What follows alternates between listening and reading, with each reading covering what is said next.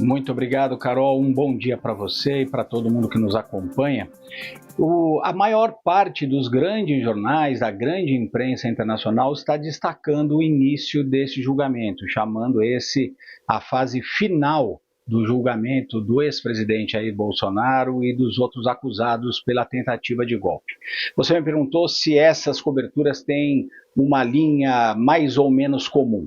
Eu destacaria alguns pontos que estão presentes na maior parte dessas reportagens. Em primeiro lugar, o fato histórico de, pela primeira vez, um ex-chefe de Estado e militares brasileiros responderem nas cortes sobre acusação de tentativa de golpe de Estado. Muitos jornais lembraram o histórico do Brasil, cheio de golpes militares e interferências militares na política, sem que jamais alguém tivesse ido a julgamento ou sido considerado culpado. Eles também, obviamente, destacam a participação ali do presidente Donald Trump tentando influenciar o julgamento com a questão do tarifaço. Muitos veículos de comunicação destacaram isso. Mas, de forma geral, Carol, eles foram bastante factuais, ou seja, eles se concentraram nas informações básicas, no que está acontecendo, quais são as expectativas, quais são as acusações, o que o presidente Bolsonaro já disse a respeito e a negativa de todos os acusados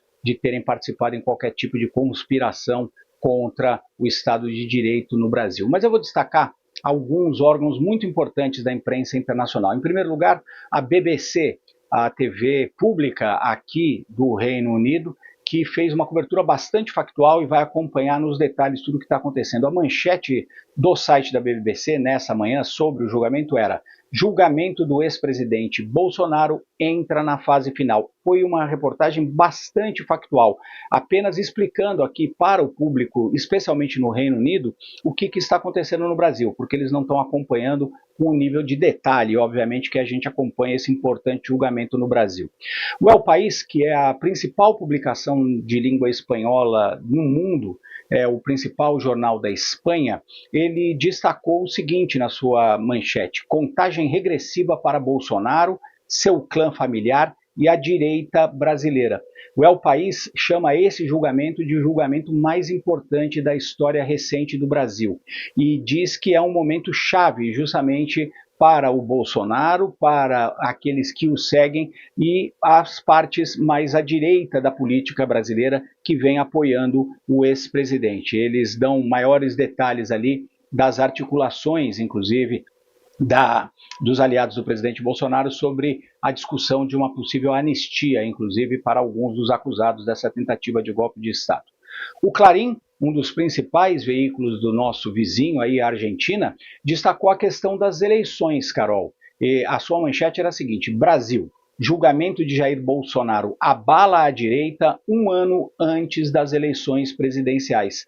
O Clarim também destacou a questão da anistia e deu muito destaque ao impacto que esse julgamento pode ter para as pretensões dos políticos de direita, um pouco na linha do que o Pedro estava nos contando aí, dos impactos que uma eventual condenação do ex-presidente Jair Bolsonaro pode ter nas articulações políticas da direita brasileira.